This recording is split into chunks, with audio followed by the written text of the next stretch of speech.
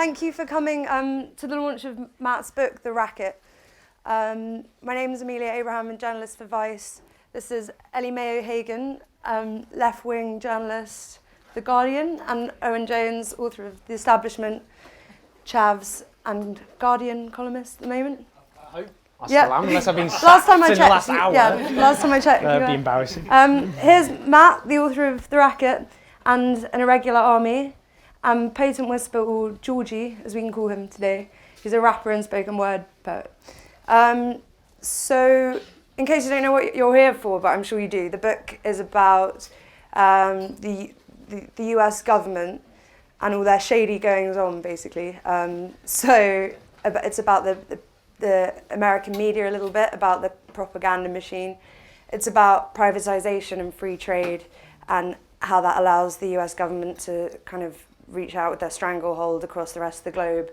And it's about covert wars. It's about a lot of things. It's a very ambitious book, and it spans sort of everything from the colonization of the Americas to World War II and the fallout of that, to the Arab Spring. Matt started it, I think, when he was working at the Financial Times in Washington, but after he left, which I'm sure he'll talk about, he worked on the book further. And how long has it been that you've been working on it? Yeah. Well, it's a combination of research and reporting that I've done pretty much over 10 years. But 10 years? The majority of it is from the Financial Times era. Cool. You can a tell. lot of it wasn't published in the Financial Times, obviously. No. No.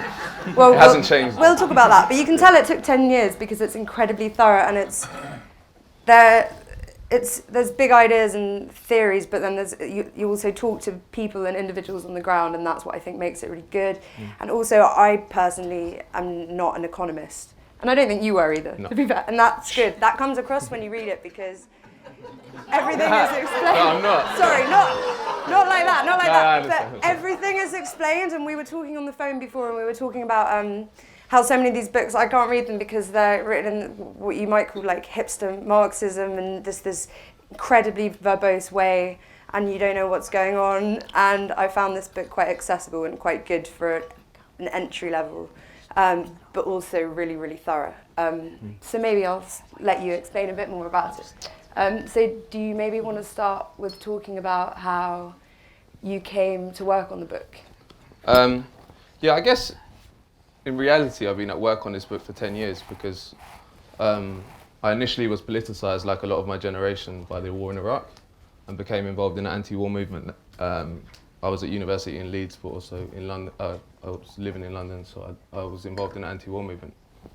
And at that stage, my ire and my anger was very much directed at Bush and Blair and these individuals, these leaders deluded leaders who had launched this terroristic war on a country that posed no threat to the UK or the US. And I guess when I started at the Financial Times, I saw another side of this coin, the war industry coin. And I saw that although obviously Bush and Blair have power, the real power in our world is held by people we don't see, invisible people, the business sector, corporations, bankers, people that we don't know their names, but they basically pull the strings of our democracy. And not only that, I realized that they impose, this is why it's called the racket, because they impose this economic system across the developing world and increasingly at home as well, and legitimate it with all these lovely theories. And this is what happened to me at the Financial Times, because I obviously had I didn't go into the Financial Times as a neoliberal warmonger and come out a socialist. I went in with a critical mind, but I was ready to be proved wrong. I'd read Manufacturing Consent when I was younger, and I thought, well, the analysis sounds pretty legit, but let me find out if this is correct. And basically, I found out that it is correct, that we have a media that is basically the default position in our media, which is what they call unbiased, is to support corporate power and US militarism. If you do that, you're unbiased. If you deviate from that, you're a leftist, you're a radical, you're a maverick, you're whatever. There's many epithets. Owen knows about this because Owen gets called young and what they say. I'm actually 50. I had a facelift. So. But I think it's interesting because you make fun of it, but I think it's a very serious point, because I don't think that if you look at the people that do it, they're not doing it because they think they're funny. They're doing it to demean you, and that happens to anyone that steps out of line, basically. And there's a very, I mean, we can talk more about how the ideological system works, but there's many ways that they basically marginalize anyone who doesn't accept what the popular discourse. Right. So in the Financial Times, I very much came to see that up front. And it's also psychologically difficult to work in an institution where you think differently to everyone around you as well. Right. I mean, you probably had this less at The Guardian, although I'm sure you're on the left of The Guardian, both to Ellie and Owen. But the Financial Times is a whole different deal. Everyone's sort of private school educated, Oxbridge. We are at The Guardian. Yeah, but it's Oxbridge liberalism, which is actually really guards their left flank really heavily. But the FT, there's not even the liberal. It's just neoliberal. You know, like and if you go into work every day and you think differently to everyone, you can either stay there and have a breakdown when you're 40, or you can get out. And I got out, but I took what I needed to. Yeah. And at the end of my time at the Financial Times, I was quite conscious that I wanted to write this book. I was sent to Washington. And I spent time in New York as well. And at that point, I knew I was probably going to leave. And I sort of went completely off the reservation in terms of what I was covering. I think I was sent to Washington to cover regulation. I didn't do one article on that. I ended up doing stories about Native Americans and food stamps and labor rights because I wanted to get a compendium of how the racket operates at home. So I just went through the different stories that I wanted to do to produce that. So I did that. So on a positive, they did, as a young journalist, they did let you kind of have some extent of free reign. I don't think they were particularly happy about it. Yeah. And there's no way I could have stayed there. But I have to say, although the book is about the expose of the Financial Times is one of the best newspapers in the world. It does, what is very interesting, you learn about places like Financial Times, is it's very rigorous about facts because people, basically the managers of our world read it and they need to have the information that's right. They don't have time for ideology. They wouldn't read the Daily Mail because the Daily Mail's full of completely ridiculous, it's lies and it's not accurate. But if you're investing based on information and you're managing your world, you need good information. So the FT is a very, very good, a very upstanding newspaper, and they drill into you need to get the facts right. But what happens is it's censorship by omission. They leave out what the real facts are. So for example, I kind of tested it out towards the end. I did a story about the dictator of Egypt, or the former dictator of Egypt, who was overthrown, Hosni Mubarak, and I put US backed before Hosni Mubarak's name, which is a factual statement. There's $1.6 billion of aid going to Mubarak, or was going to Mubarak and the Egyptian military, and it was just excised. And it's just quite interesting because it's not like these journalists are stupid or they don't know this stuff. It's what George Orwell said. There's certain things that it's not done to say in the corporate media. It's a cultural thing. You just don't think it. And it's a very effective way of mind control because you think you're a free journalist and you think you're promoting independent journalism, but you're really not. You're heavily biased, but and the whole corporate media is like this. And it was quite enlightening to see that up close. Yeah, well, of course it's to do with advertisers as well, and that's how they're right. run. I mean, there's massive structural pressures on journalism. But I think, because I was talking about manufacturing consent, and basically they go through the different, what they call filters, that news has to go through before it reaches the popular masses. And that's true, but I also think it's a cultural thing. It's very powerful if everyone around you thinks something different to you. And it's very difficult to go up against that. And you have to be quite strong. It's not like I'm a martyr, because all over the world, there's people that are being thrown in jail or killed for speaking out against what the popular discourse. But in corporate journalism, it's a very effective way of, it's not conscious, but it's a very effective way of stopping people saying certain things. Like I know it sounds like a silly anecdote about that US-backed Hosni Mubarak, but if you wrote about Hezbollah, you wouldn't think twice to say Iranian-backed, Hezbollah being a Lebanese militia. Now, why is that? And it's such a small thing, but it's all over the media. If you read or watch Democracy Now!, it's always interesting because they do put those US-backed in. And it's always interesting to me to read an article from, say, the Financial Times or the New York Times, and then look how it's covered in Democracy Now! And it's not that the New York Times or the Financial Times is lying, it's just they censor by omission. And it's a very effective form of mind control. And I saw that at the Financial Times, and I thought maybe I could go up against it. I mean, I didn't play my cards very well there. I invited the Vice President of Bolivia to speak to the union at the canteen, which didn't go down well. I was disciplined for that. What happened? Well, he came. He came with his 18-year-old girlfriend who had her feet up on the desk. And but afterwards, I got disciplined partly for that, partly for something else. But no, but the fact is that I left, obviously, but I was rare, I guess, in the Financial Times. That it would never happen usually because the system is designed to run well, and the system doesn't design itself to self-destruct. It's like in biology, organisms are designed to replicate themselves, and you don't. It's the same with social institutions and power systems. So they don't. You can't. If you want a career in corporate journalism, you have to accept certain things. And in my opinion, what you have to accept in corporate journalism to be a corporate journalist are actually ridiculously nuts things. Yeah. Like, for example, the prevailing ideology of our time, which is the United States is a force for good in the world and spreads freedom and democracy. And I mean, it's laughable, but you have to believe that if you want to work for the New York Times. You can say, I mean, the spectrum of debate is the United States is good, but has made mistakes and has done some bad things. They've wanted to do good, but they did bad by accident, sort of thing, which is like Iraq. And it's like, you can never say, you wouldn't read in the New York Times, oh, America is a terrorist state which attacked a defenseless country like Iraq for no reason, apart from they wanted control of their oil. Would you ever read that in the New York Times? Yeah. And that's factual.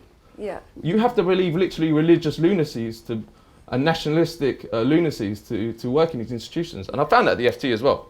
I mean, so it was a double-edged sword in a way, working there, because it gave you access to all the exactly. people that you spoke to in the book that informed you. Exactly. So it gave you the access that was good, but it would also expose you to the kind of evils of neoliberalism. Yeah. So how would you describe The Racket, and why is that the title of the book? Like, if you could sum it up succinctly, because I think because the book's not out, maybe a lot of people here haven't read it yet.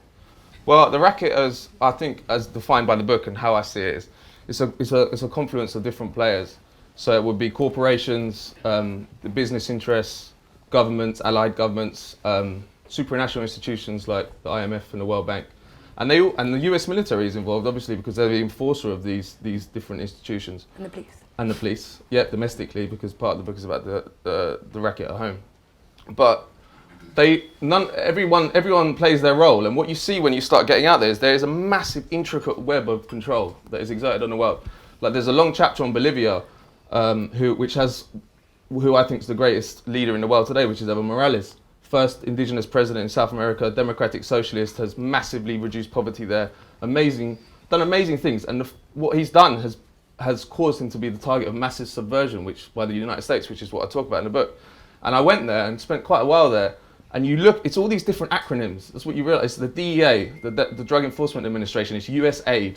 It's the National Endowment for Democracy. There's tons of these different institutions that are legitimated to the American population and themselves as, I don't know, in the case of Drug Enforcement Agency, they need to fight the drug war because they need to pour chemicals all over Latin America so people in the United States don't have cocaine. So they're agents of the racket, basically. Yeah, and what's important to get across is there's a massive ideological system which legitimates this to the population and to also the people within these institutions, because people don't want to wake up in the morning and look in the mirror and see a monster. And that would be capitalism generally, I suppose. But they're not that aware.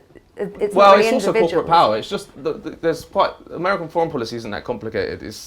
They basically want countries to be open to their corporate interests, but also, interestingly, corporate interests globally. A lot of the work I've been doing recently has shown that the system that the US enforces on poor countries, in conjunction with many other imperialist powers in Europe and other places, is to open up their economy, but it's not just American corporations that benefit. So it just creates a business climate which is conducive to private capital. But what's interesting about the racket, you asked what the racket is. I think one of the best ways to explain what the racket is what happens to countries that want to escape the racket. So places like Bolivia or Venezuela or Ecuador, it's literally impossible. Or they've managed to do it, but the Venezuela, for example, is still a target of massive subversion from the United States. It's been, 16 years now. The United States tried a coup in 2002, which was backed by Bush and the Bush administration, and they eventually did depose Hugo Chavez for a couple of days, and then the poorest people of Venezuela, who had actually given for the first time some of their mineral wealth back to, came down from the barrios, went to the presidential palace and demanded their president back, and he came back. But he had a gun to his head. You thought he was going to die, and that's what happens to people. I mean, history's littered with people. I mean, the United States has tried to overthrow 50 governments since 1945, according to William Bloom, who's written a lot about this stuff. And that's probably a conservative estimate. And I mean, the emblematic case in Latin America is Salvador Allende, who was another democratic socialist, did amazing things in Chile. First time there was real hope in Chile. And what happened? he was there was a general called René Schneider who initially who was in power at the time, and he wasn't particularly radical or leftist or anything, but he believed in the Chilean constitution, and the CIA organised for him to be kidnapped. He was eventually killed. They said they didn't mean to kill him, but he was killed. It was a mistake. And then General Pinochet came on the scene, overthrew Allende, installed 17 years of dictatorship, and when democracy came back, democracy was now safe for capital. So capitalists didn't care. Yeah, we're talking about the same thing in Spain happened after Exactly. Franco. Well, I'll talk about this in the book. I'm quite interested in what is called in academia low-intensity democracy, where you basically go out to vote. I mean, we have one here, basically. You go out to vote every 4 or 5 years for two factions of the same business party or the same racket party, whatever way you want to put it. And then you go home and you sort of have a disengaged population that don't have much to do with democracy. That's what the US likes. I think it's probably quite embarrassed that it's really good. Has a really strong alliance with Saudi Arabia, which is pumping out Islamic fundamentalism across the world and is a brutal dictatorship. It probably does. What it likes is countries like Colombia, where the labour force are disciplined, they're killed actually. That people go out to vote. They can say it's a democracy. They're good for foreign investment. But that's the model they like. And then when you start tampering, it's quite interesting with the Franco case. So you had the Spanish Republic, you had the Spanish Civil War, which ended in '39. You installed Franco. After the Spanish Republic was actually really dangerous for capital. It thought, well, actually that this government might tamper with the social relations of the country, the massive concentration of wealth, the massive concentration of land.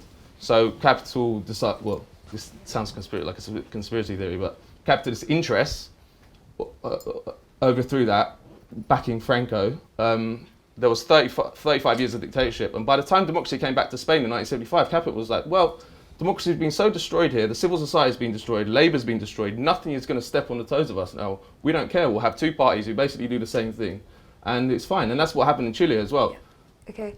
So yeah, one thing I did enjoy about the book is, one, it expanded my view of what the war on terror really meant. You know, you don't even talk about 9/11 or Afghanistan that much, No. and you put the focus on Latin America, which I think other books with the same kind of trajectory don't do, which is why it's really interesting. And then also talking about people, the way that the economy affects people's psyches. So the way you might have been under a dictatorship for so long, and then you can't. It'll take generations again before you can think democratic.